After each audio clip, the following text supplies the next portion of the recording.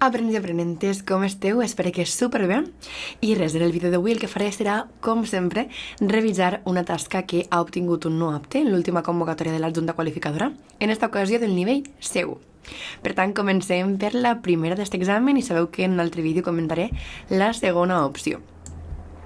Si comencem per la primera opció, ja dic, d'aquest examen de la Junta del 2022, observem que l'opció que tria aquesta persona és parlar al voltant de la productivitat i de la jornada laboral actual, no? Calia fer una reflexió al voltant de la reducció de la jornada laboral i com aquesta reducció afectaria a diversos aspectes de la nostra vida.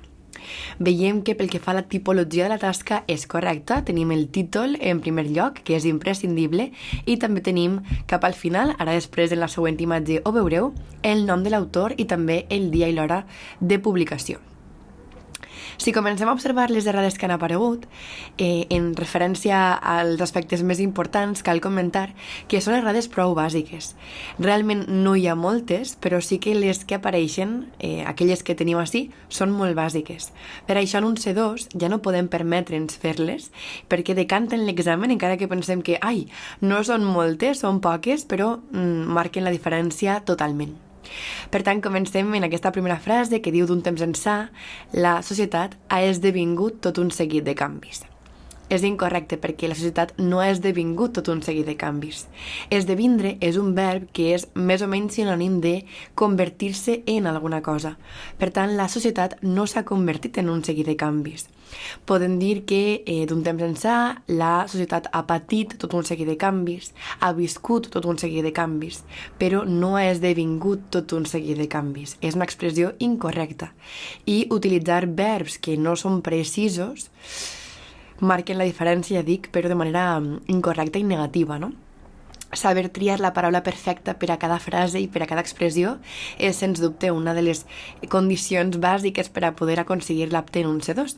I així ja veiem que no funciona. Després, en la següent frase, o en la tercera, millor dit, li remarquen que els quals han fet palesa una situació cabdal, com és la reducció de la jornada laboral. Realment no han fet palesa una situació cabdal. Podríem utilitzar una forma diferent, com per exemple una problemàtica cabdal o un debat cabdal, per a fer referència realment al que avui dia passa al voltant de la reducció de la jornada laboral. Esmentar que és una situació no és cert, perquè realment la reducció de la jornada laboral o el debat que hi ha al voltant de la jornada laboral no és una situació, sinó que és això, o bé un debat, o bé una problemàtica, o bé un confrontament d'opinions, podríem també dir, no?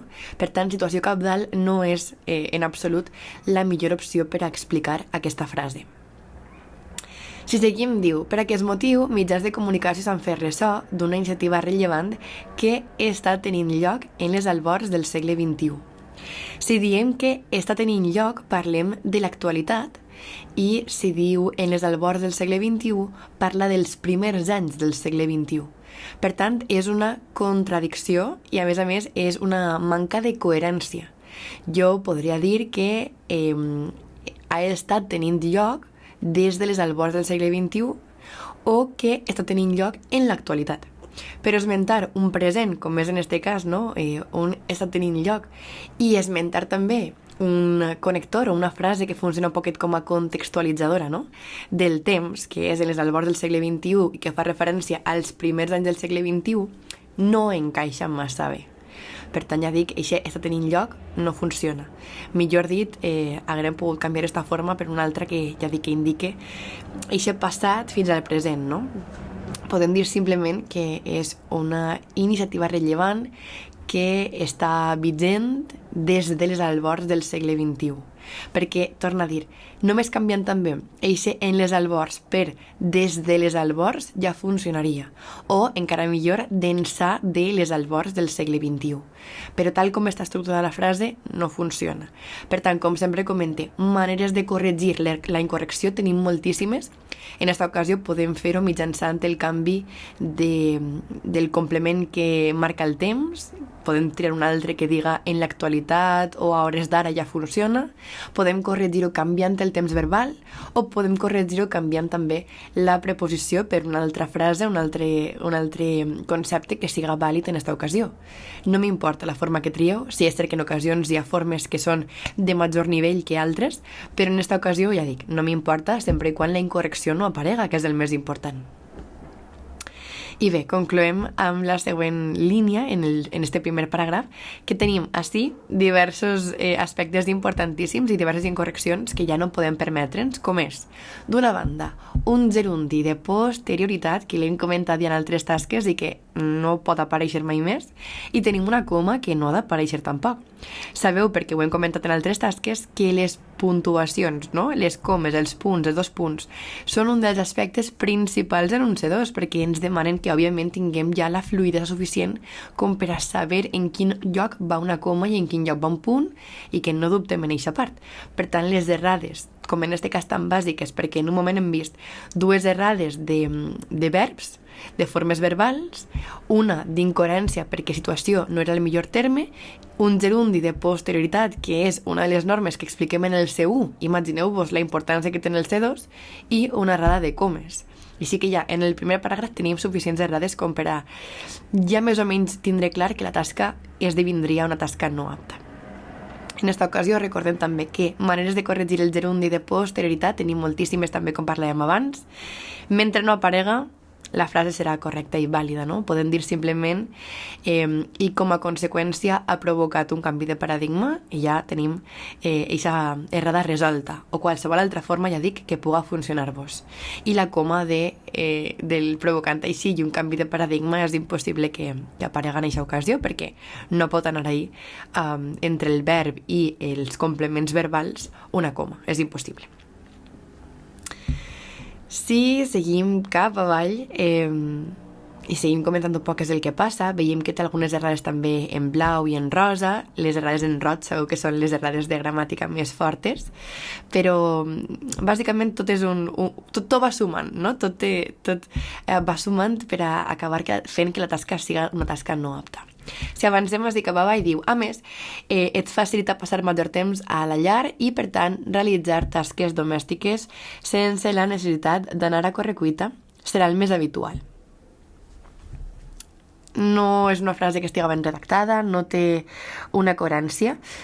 Primerament perquè podem utilitzar frases com ho dic, que jo dic a classe, per a redactar un poquet millor i dir, per exemple, que et facilita passar major temps a la llar i, per tant, també l'opció o també la possibilitat de realitzar tasques domèstiques, no? I ja ho redactes un poquet diferent, però sobretot el que li remarquen també és aquesta frase final que diu sense la necessitat d'anar a correcuita serà el més habitual, no? Podem canviar o podem dir d'anar a correcuita ja que serà el més habitual, o simplement aquesta frase realment és que la podríem eliminar i quedaria millor la frase.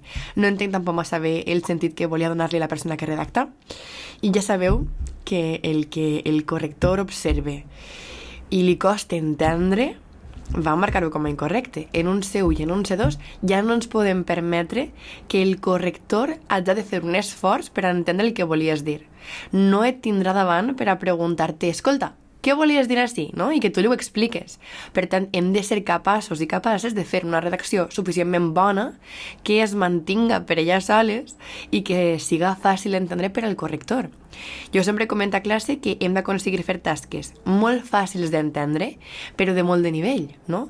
I tindre un C1 i un C2, encara més en aquest cas, en moltes ocasions el tenim perquè sabem fer redaccions que són molt fàcils d'entendre perquè estan ben ordenades. Cada frase té el seu connector, el verb com toca i els complements com toquen, no? I sí que podrem fer un text de nivell si, per exemple, en lloc de dir en alguna ocasió important, triem una altra forma de major nivell. Però per la manera de redactar no farem mai en la vida un text de nivell. Hem de fer una redacció clara i concisa que siga fàcil d'entendre per al corrector. I en aquest cas, ja dic, aquesta frase de serà el més habitual no encaixa massa bé i tampoc sé realment, o confesse, no? Que no sé realment què volia dir aquesta persona, però que no encaixa la frase i que l'haguem pogut eliminar i posar un punt al final de a correcuita, simplement. Seguim i diu per últim, que em sorprèn que no estiga marcat perquè realment el per últim no és una forma de molt de nivell, però vaja, no passa res. Per últim, un dels majors damnificats seran els infants. En aquesta ocasió, damnificats en aquest sentit no té cabuda, no és una opció correcta i no podrem utilitzar-la així. És una frase o una expressió, millor dit, que no és vàlida, no? Una llàstima, diu, seran els infants i fins i tot adolescents els quals podran disposar de temps suficient per a passar una estona amb els seus pares i mares. Perfecte. Per altra banda, en relació a les conseqüències socials, considera fonamental ressaltar l'increment d'habilitats socials. En esta ocasió, el considera fonamental i el poden marcar per molts aspectes diversos. Realment tampoc sé el corrector així quin aspecte ha triat i per què el remarca. Pot ser perquè ha considerat que fa falta també una frase com dir que remarque, no?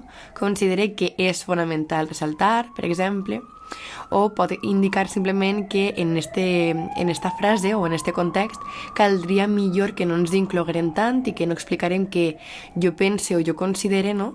Sinó que simplement diguerem de manera impersonal les idees, perquè realment considere d'aquesta forma, ja dic, pot indicar moltes errades segons el punt de vista del corrector. Les més cridaneres, ja dic, són o bé que ha vist que no s'haguera hagut d'incloure aquesta persona, o bé haguera faltat alguna frase per a remarcar un poc més, com ell considera que és fonamental.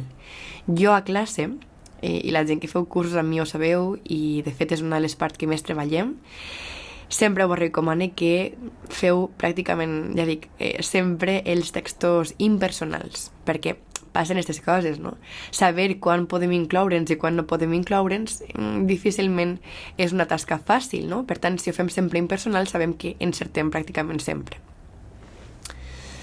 Passem a l'altra fulla i realment tenim així una remarca que agafa part de la fulla anterior i de la fulla següent. Torna a ser una expressió o torna a ser unes idees que realment no encaixen massa bé amb el que es volia comentar, no? Diu que amb altres individus creixerà exponencialment i, per tant, les relacions interpersonals s'incrementarà, que no, falta una N, s'incrementaran de manera paulatina. Pot ser eixa recull, eixa idea és massa forta, és a dir, estem afirmant que el que passarà és un fet, quan realment potser no som especialistes i no podem saber què passa. Potser haguem hagut de reflexionar més al voltant de la idea i no tant afirmar conseqüències que potser no sabem amb certesa si seran correctes o no en un futur.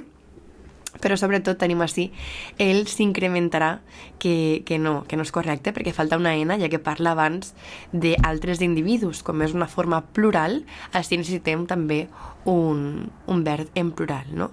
Les relacions interpersonals s'incrementaran. El què? Les relacions interpersonals, no? Per tant, hi ha una falta de concordança i una falta de coherència. Veieu que si li remarquen un aspecte en verd i és perquè falten idees a comentar. Sabeu que una de les parts fonamentals és comentar totes les idees que la tasca et proporciona. Per tant, així haguem hagut de parlar d'altres aspectes també importants que ens marcava l'examen i que no hem esmentat.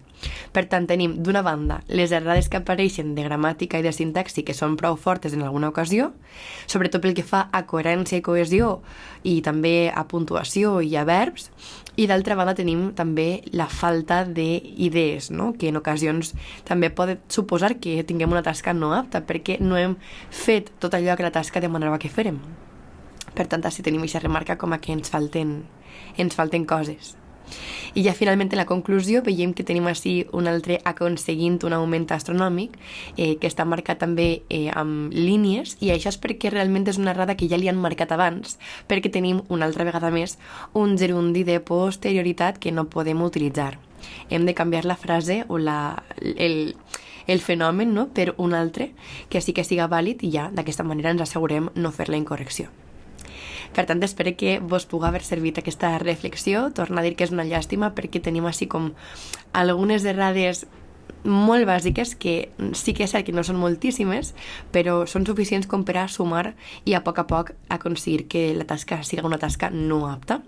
Sobretot recordeu sempre adequar-vos molt bé al que demana l'examen, no oblidar-vos de comentar cap tipus d'idea que vos marquen i, òbviament, en un C2 hauríem de poder demostrar que tenim ja la fluïda suficient com per a no dubtar en cap ocasió pel que fa a errades bàsiques com és el gerundi o com és una incoherència com pot ser la d'incrementaran, a banda d'altres que havíem vist abans, no? Però per a remarcar algunes així molt importants, i també és imprescindible que demostrem que sabem ordenar bé les idees, que no dubtem en cap coma i que realment tot el que posem tinga un sentit. Així que res, que vagi molt bé, ens veiem en futures tasques i espero que estigueu genial. Fins aviat.